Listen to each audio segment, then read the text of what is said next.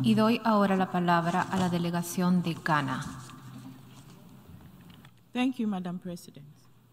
Ghana aligns herself with the statement delivered by the permanent representative of Sierra Leone on behalf of the Africa Group and makes the following additional remarks in her national capacity.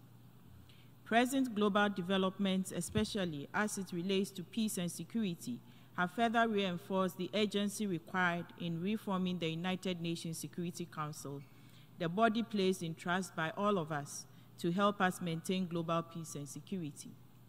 The reform of the Security Council is past due, and on that matter, we believe that recent developments in Ukraine, but also elsewhere around the world, where the Council has not been able to effectively help in maintaining peace and security, demonstrate the unanimity of views on the need for reform. Our leaders told us as much when they came in for the high-level week of the 77th session of the General Assembly.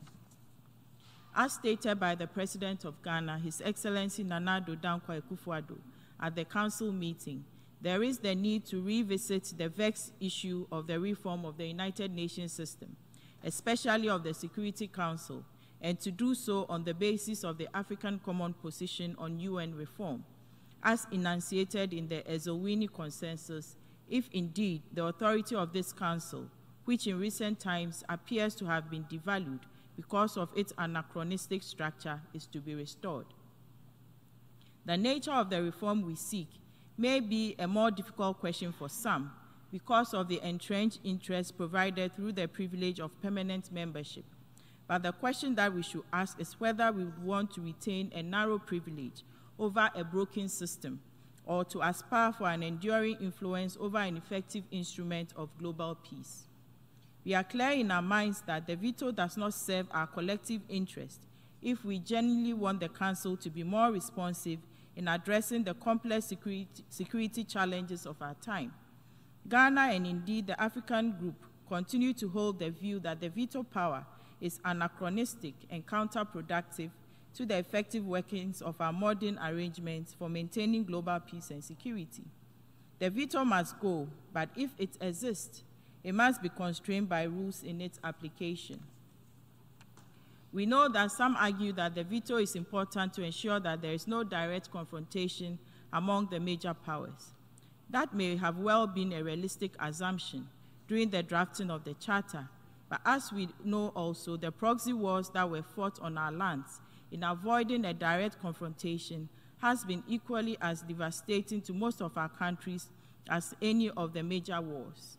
There is therefore the need to question such arguments and to refocus our commitment to the principles of peace as a basis for being a guardian of international peace and security, rather than a member state's capacity to unleash unimaginable harm and untold suffering. In respect of the expansion of the Security Council, Ghana reaffirms her conviction that the African position on the reform of the Security Council, which advocates support for the expansion of both the permanent and non-permanent categories of membership within a formula that fully accommodates Africa's expressed desire for 2 permanent and 5 non-permanent seats, consistent with the Ezowini Consensus and Sierra's declaration, is the right way to go. Almost all African countries contributed troops to the Allied forces, and the denial of the continent of its permanent place on the Security Council belies the argument that is sometimes made that permanent membership was in recognition of the contributions of the victors of the Second World War. What of the African colonies of the time?